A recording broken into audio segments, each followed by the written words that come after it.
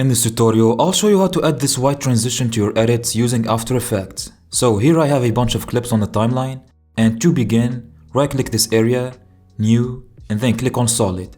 And we want to create a white solid layer that will act as our transition layer. Now put the time indicator at the exact point where your two clips meet.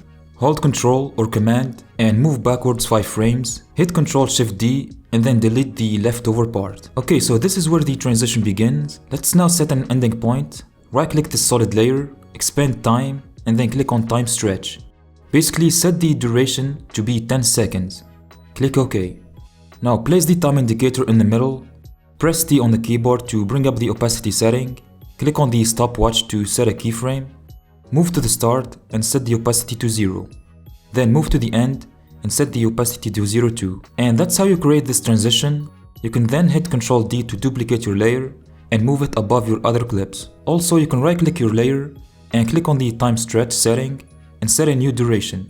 Your transition doesn't have to be exactly 10 seconds long, but make sure the middle keyframe stays right between your two clips. If you found this very helpful, please like and subscribe. Also, feel free to watch this next tutorial.